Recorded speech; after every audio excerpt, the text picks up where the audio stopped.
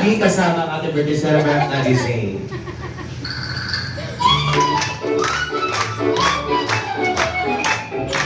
Mas malakas!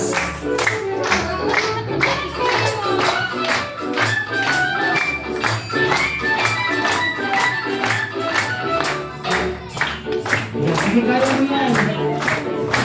Hindi, ayan. Dito tayo. Ayan. Okay. Ayan. Sige po. Okay, palakpakan naman natin birthday celebrant. Yan po kayo, Mami and Daddy. Dito lang po tayo, Mami and Daddy. Okay, and then bago tayo magsimula, tayo lang po tayo lahat. Opo. Okay. And then, akin po tawagin para po sa ating opening prayer, si Sir Michael. Nasa po si Sir Michael. Okay po. Meron sa rito po ba dala? Ay, hindi. Pray na po, sir. Sige na. Natatakot po ba magdasal? Ay, hindi na. Pray lang. Kayo daw pong request, sir. Opo. Sayang may nakaready pa naman kami. Short, ano lang prayer, sir. Opo. Unang-una ka pa naman dito. Ayan, may isa pa rin si Daddy Joseph. Ano? Ba, ikaw magpe-pray. Ay, si Daddy Hindi ako Joseph. marunong.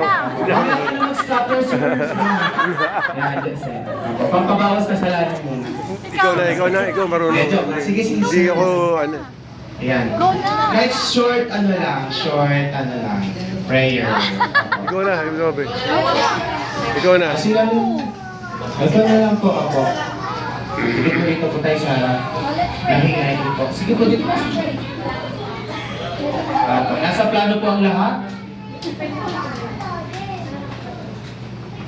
In the name of the Father, Son, and the Spirit, Amen.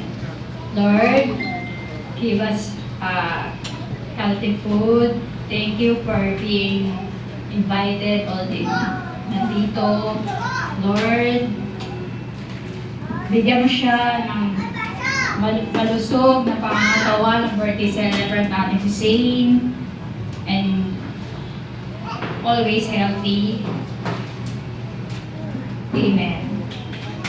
Okay, thank you so much po. Amen. Opo. Opo, thank you so much po. Lahat po yan ay planado.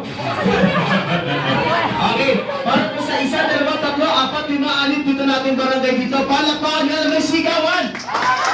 Ay, mataas ang energy. Hindi nagpapadala sa lamig ng aircon. Okay. Dahil po dyan, Di ba pwedeng kapag bawasan po yan? ay may request po kayo na gusto natin pahinaan ng aircon, pero sagad na po kasi muna, ewan ko ba kung bakit malamig? Siguro malamig na siguro sa labas? Okay, siyempre kung malamig po sa labas, dapat hindi na. Okay, dahil po dyan ang gagawin lamang po natin. Sige po, tayo muna po tayo. Ayan. Sino po nagsabi kung mabupo ang lahat? Hindi, ano muna na ito, pampainit lang. Okay, pampainit lang to. Okay, pwede po tayo mag-iinuman. Okay, ganda po gagawin natin.